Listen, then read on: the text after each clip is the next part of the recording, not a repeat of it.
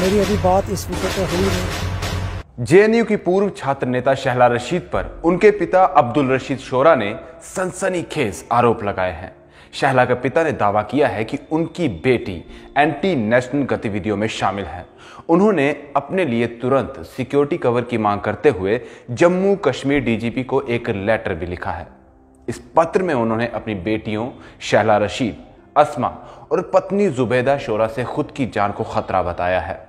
इसके साथ ही अब्दुल ने जेएनयू की घटना पर कहा कि यह पूरा खेल फंड का है। शहला रशीद के पिता अब्दुल शोरा ने दावा किया है कि उनकी बेटी ने जम्मू कश्मीर पीपल्स मूवमेंट के लिए 3 करोड़ रुपए लिए।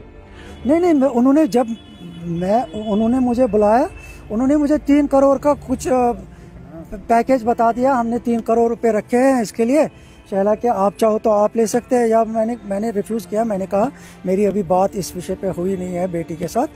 उन्होंने शहला रशीद पर कहा कि वो एनजीओ भी चलाती है और उन एनजीओ की भी जांच होनी चाहिए। लीगल डॉक्यूमेंट्स में वो अपने आप को बेरोजगार बताती है, तो ऐसे में पैसा कहाँ से आएगा? देखिए ना, फंडिंग मैं कुल मिला के ये कह रहा हूँ कि फंडिंग जहाँ से भी, क्योंकि ये एनजीओज़ भी चलाती है, उन एनजीओज़ की भी इन्वेस्टिगेशन होनी चाहिए। अपने आप पता लग जाएगा कि पैसा कहाँ, और लीगल डॉक्यूमेंट्स में ये दिखा रहे कि ये बेकार है। उसकी जांच होनी चाहिए, सभी को पता चल जाएगा कि फंडिंग कहाँ से आ रही है और क्यों आ रही है। उन्होंने आगे कहा कि मैंने 3 साल अपनी बेटी को समझाया। अपने पत्र में शहला के पिता ने दावा किया कि यूएपीए के तहत गिरफ्तार होने से 2 महीने पहले जहूर वटाली और पूर्व विधायक राशिद इंजीनियर ने मुझे बुलाया था। उन्होंने बैठक के दौरान 3 करोड़ रुपए ऑफर किए। मुझे लगा कि ये पैसा अवैध तरीके से आ रहा है, तो मैंने ना उस पैसों को लिया और बेटी को भी ऐसी किसी भी गतिविधि में शामिल नहीं होने के लिए कहा।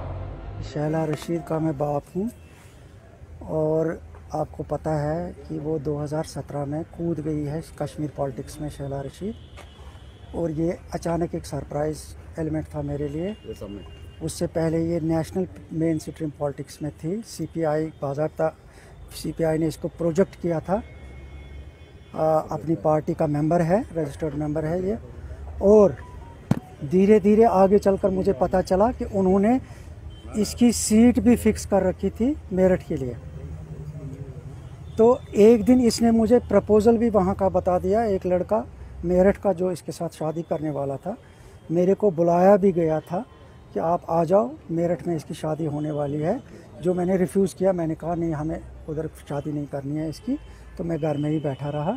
उसके बाद ये अचानक छोड़कर आ गई और कश्मीर पॉलिटिक्स में कूद गई। आपको क्या लगता है कि ये पैसा हिंदुस्तान से ही आता है कि बाहर? हिंदुस्तान वाले क्यों देंगे इनको? हिंदुस्तान वाले हिंदुस्तान को तोड़ने के लिए ये पैसे देंगे? ये तो सीधी बात है, बाहर से ही आता होगा ना फंड, फॉरेन एजेंसी से।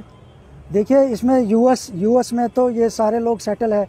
जैसे आप नाम ले रहे हैं ज़हूर वटाली का और फिरोज़ पीरज़ादा का, इनके देखो कितनी एस्टेब्लिशमेंट्स है यूएस में। तो ये सिलसिला भी वहीं से शुरू हो गया है। जब शाह फैसल 2 साल के लिए एजुकेशन लीव पे गए थे, तो ये वहीं से सिलसिला शुरू हो गया है। इस पार्टी की फॉर्मेशन ही वहीं हो गई है। आपको लगता है कि देश के खिलाफ जो ये नारे लगाते हैं जेएनयू में, नहीं लगाने चाहिए, नहीं लगाने चाहिए। क्या उसके लिए भी फंडिंग आती है? ये तो फंडिंग का ही एक सारा खेल है ना। अब रशीद इंजीनियर को क्या मजबूरी थी, इसको शहला को क्या मजबूरी थी रशीद इंजीनियर को लेक्चर दिलवाने की जेएनयू में, जबकि उसके साथ कोई लेना देना ही नहीं था इस बात का। जेएनयू का एक इंटरनल मैटर था जिसके लिए उन्होंने एजुटेशन छेड़ दी थी। तो इसमें इंजीनियर रशीद के लेक्चर का कहाँ से भी इसमें सवाल है। आपको क्या पैसा मिल रहा है? जी, आपको पैसा मिल रहा है नहीं, क्या?